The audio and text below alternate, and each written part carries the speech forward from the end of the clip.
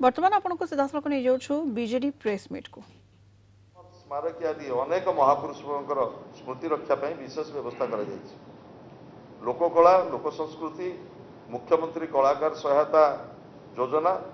Block जिला और राज्य स्तर में कार्यकारी कर वंदे उत्कल जननी को राज्य संगीतर मान्यता प्रदान कर राज्य स्तरीय पुस्तक मेला अक्षर स्वतंत्र भाव में आयोजन कर जोटा केबे भी हेई नथिला।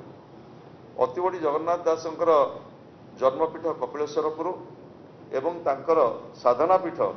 सातलहड़ी पुरीर सातलहड़ी जयंती उत्सव भव्य भाव में पालन करा जाउछि। साहित्यिक शिल्पी कलाकार मान एकाडेमी पुरस्कार व्यवस्था कर ओडिया भर्चुआल एकाडेमी प्रतिष्ठा कर हजार हजार विरल दुष्प्राप्य और मूल्यवान बही डिजिटाइज करी उपलब्ध कर विदेशी भाषाभाषी सहजरे ओडिया पढ़िबा और लेखिबा व्यवस्था कर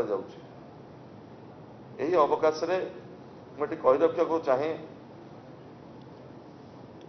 आज श्रीमंदिर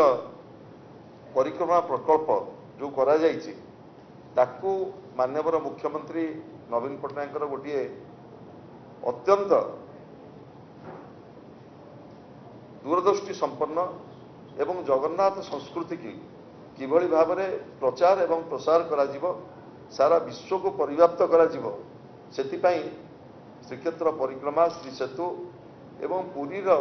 नवकलवर स्वतंत्र भाव में कराई कार्य को सफल भाव में रूपायन करने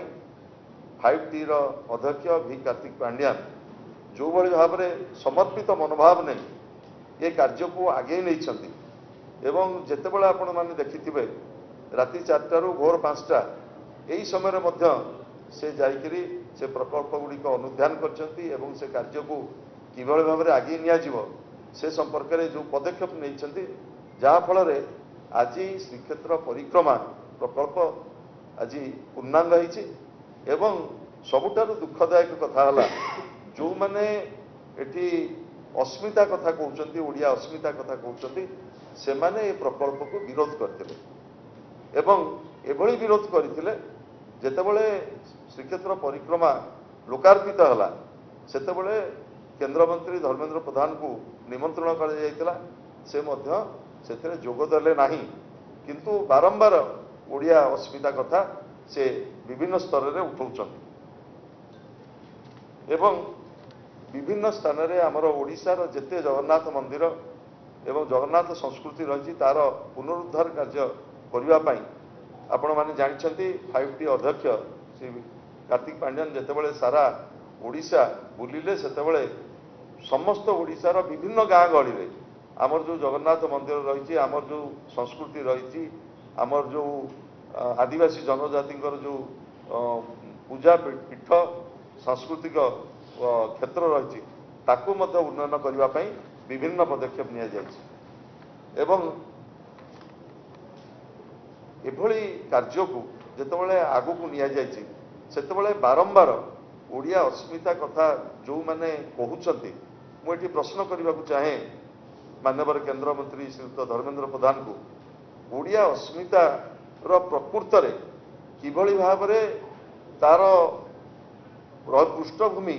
कि किभली भाव में परिव्याप्त करा एवं ओडिया अस्मिता को किभली भाव में आमे आहुरी विकसित भाव में लोक पाखे पहुँचा से कि कार्य से कर दुईटी विभागर गुरुत्वपूर्ण मंत्री थिले एवं भारत वर्षर शिक्षा मंत्री थिले एवं सेतेबेले ओडिशार अस्मितार